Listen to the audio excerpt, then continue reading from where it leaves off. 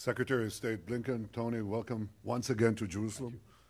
Your visit is another expression, a continual expression of the unbreakable bond between Israel and the United States. It's one of the great alliances of modern history. We share common interests, which are growing by the day. We share common values, two strong democracies, which will remain, I assure you, two strong democracies. This alliance is something that President Biden is committed to. I've known him for 40 years. He's a true friend of Israel, a true champion of this alliance, as are you. I'm not sure that all of Israel know your own contribution in helping us with missile defense in times of peril. You've actually helped us during one crisis in record time, and it did so again. And you've also just helped us push back on the attempts to delegitimize Israel in the United Nations. And we're grateful for that and for your continual friendship. Your visit comes at an important time.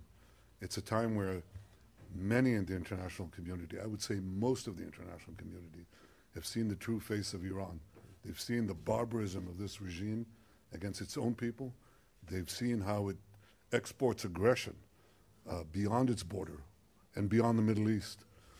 And I think there's a common consensus that this regime must not acquire nuclear weapons.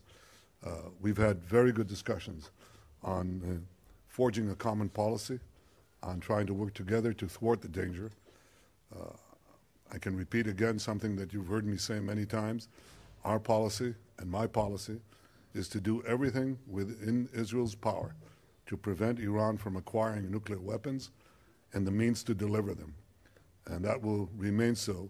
But obviously the fact that we and the United States are working together is something that is important for this common goal as well.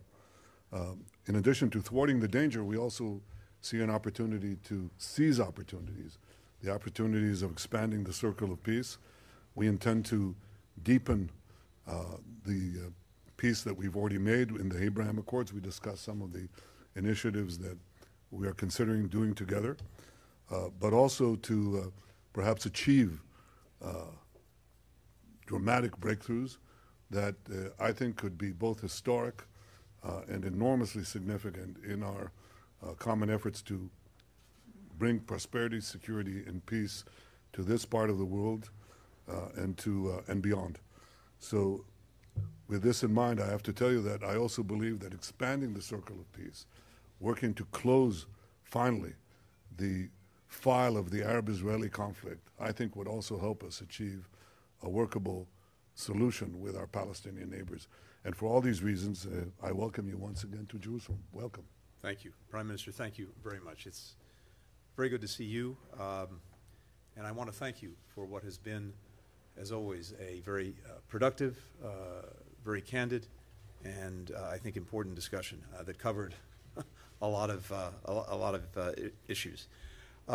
Just as I did upon arrival in Israel, I had a chance to express directly to the Prime Minister my condolences and that of the United States government for the 7 Israelis who were killed in the horrific terrorist attack earlier this week outside their synagogue.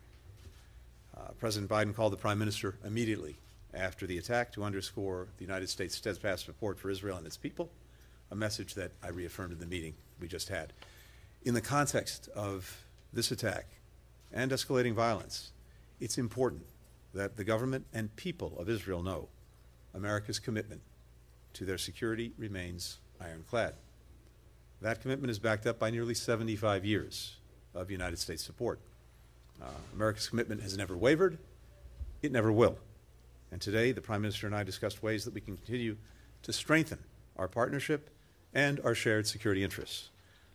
We agree that Iran must never be allowed to acquire a nuclear weapon. And we discussed deepening cooperation to confront and counter Iran's destabilizing activities in the region and beyond. Just as Iran has long supported terrorists that attack Israelis and others, the regime is now providing drones that Russia is using to kill innocent Ukrainian civilians. In turn, Russia is providing sophisticated weaponry to Iran. It's a two-way street. Russia's ongoing atrocities only underscore the importance of providing support for all of Ukraine's needs, humanitarian, economic, and security, as it bravely defends its people and its very right to exist, a topic that we also discussed today. Now, one of the most effective ways to make Israel more secure is to continue to build bridges in the region and even well beyond the region. That's why we've worked relentlessly to deepen and broaden the Abraham Accords and other normalization agreements between Israel and Arab states. Earlier this month, a large delegation from across the United States government joined representatives from Israel, from Bahrain, from Egypt, from Morocco, from the United Arab Emirates in Abu Dhabi for the first meeting of the Negev Forum working groups. This was the largest gathering of Israeli and Arab officials since the 1991 Madrid Conference. These groups are focusing on issues affecting the lives and livelihoods of all of our people, food and water security, clean energy, healthcare, education and coexistence, tourism, regional security. It's part of a comprehensive effort to enable collaboration not only between our governments, but also our businesses, entrepreneurs, civil societies, young people. The Prime Minister has spoken about our ability to do big things together. Well, Israel's greater integration in the region is very much one of them. A few years ago, this kind of cooperation would have been unimaginable. Today, it is genuinely fostering new opportunities for people across the participating countries to connect, to collaborate, to learn, from teaming up on cancer research to launching new startups in green energy and drought-resistant agriculture, to competing in real sports and esports. Each of these interactions helps chip away at enduring biases and mistrust, and this never would have happened without the leadership of the Prime Minister. We're determined to keep building on that progress, on new issues, with new countries, as we work to strengthen the circle of peace. These efforts are not a substitute for progress between Israelis and Palestinians. But as we advance Israel's integration, we can do so in ways that improve the daily lives of Palestinians in the West Bank and Gaza. And that's crucial to moving toward our enduring goal of Palestinians and Israelis enjoying equal measures of freedom, security, opportunity, justice, and dignity. President Biden remains fully committed to that goal. We continue to believe that the best way to achieve it is through preserving and then realizing the vision of two states. As I said to the Prime Minister, anything that moves us away from that vision is, in our judgment, detrimental to Israel's long-term security and its long-term identity as a Jewish and democratic state. That's why we're urging all sides now to take urgent steps to restore calm, to de-escalate. We want to make sure that there's an environment in which we can, I hope, at some point create the conditions where we can start to restore a sense of security for Israelis and Palestinians alike, which, of course, is sorely lacking. We also remain committed to supporting religious coexistence and diversity, including in Jerusalem. We continue to support upholding the historic status quo at Jerusalem's holy places, including the Temple Mount Haram al-Sharif. We're grateful to the Prime Minister for his repeated expressions of support for that position. One of the things that makes the partnership between us so strong is that it goes well beyond any one American or Israeli government.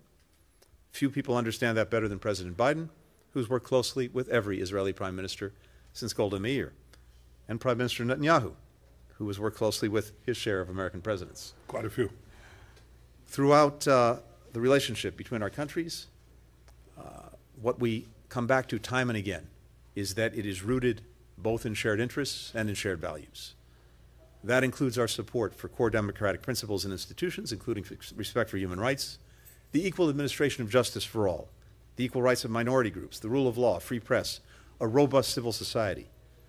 And the vibrancy of Israel's civil society has been on full display of late. The commitment of people in both our countries to make their voices heard, to defend their rights, is one of the unique strengths of our democracies. Another is a recognition that building consensus for new proposals is the most effective way to ensure they're embraced and that they endure. Our fellow democracies can also make us stronger. That's what the United States and Israel have done for each other over many decades, by holding ourselves to the mutual standards we've established, and by speaking frankly and respectfully, as friends do, when we agree and when we do not. The discussion that the Prime Minister and I had today was no exception. That conversation will continue, including with other members of Israel's government and civil society, as part of a perpetual process to defend and bolster the pillars of our democracy, which we are both committed to. So, Mr. Prime Minister, again, thank you so much for your hospitality, for the very good conversation, and for the enduring partnership between our countries. Thank you. Thank you. Thanks, everyone.